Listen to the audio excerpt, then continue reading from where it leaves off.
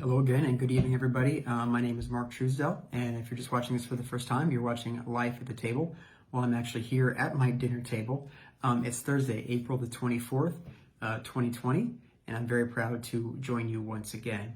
So if you've been watching this series, Life at the Table, or if you've been to church and actually witnessed it back in February and early March, then you know what we do is we start with a communal prayer.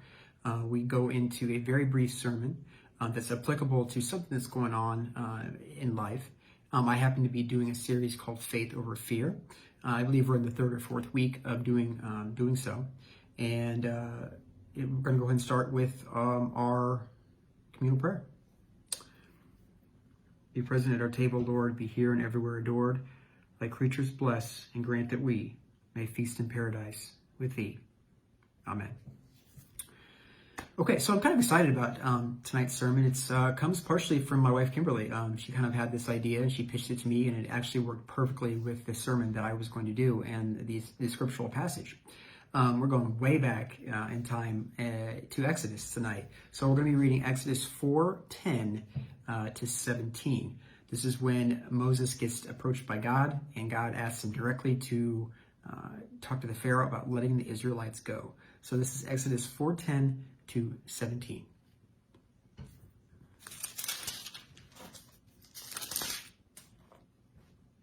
But Moses said to the Lord, "O my Lord, I am not eloquent, either in the past or since you have spoken to your servant, but I am slow of speech and of tongue." Then the Lord said to him, "Who has made man's mouth? Who makes him mute or deaf or seeing or blind? Is it not I, the Lord? Now therefore go, and I will be with your mouth and teach you what you shall speak." But he said, "Oh, my Lord, please send someone else." Then the anger of the Lord was kindled against Moses, and he said, "Is there not Aaron, your brother, the Levite? I know that he can speak well.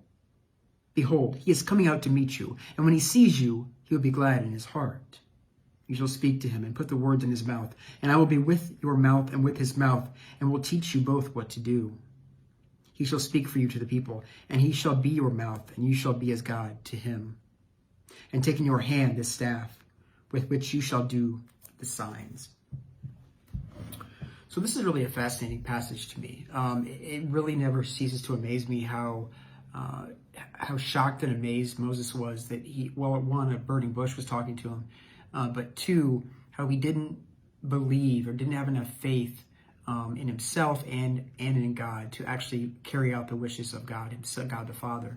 I think a lot of times in life, we are very much not willing to see that other people don't have the level of skill that we might have, or don't have the level of patience or expertise in the things that we might have. And I think that this passage works so perfectly with that, because I think that God sees the potential in us, but oftentimes we don't see it ourselves. Here is the ultimate example in the New Testament as well.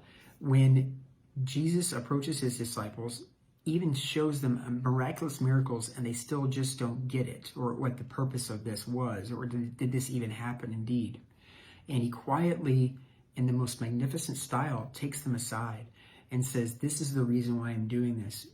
Do you understand now?" I think that really kind of helps. So I know that we as Christians are constantly trying to improve and be sanctified in Christ. And I think this is a great example, not only in the Old Testament, but then in the New, of making sure that we grasp faith over fear. Moses was afraid. He had no confidence in himself.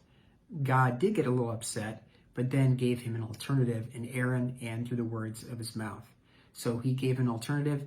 Jesus gets upset sometimes, but he gave an alternative to his disciples. He sat down with them and calmly talk them through the issue. So as we end this very brief sermon tonight at my table, at Life at the Table, again, I want to challenge you this week to reach out to those who are in need, to keep digging through the Bible to find issues and instances of faith over fear, and start believing in yourself as much as God does. And I think that you'll be in a good space.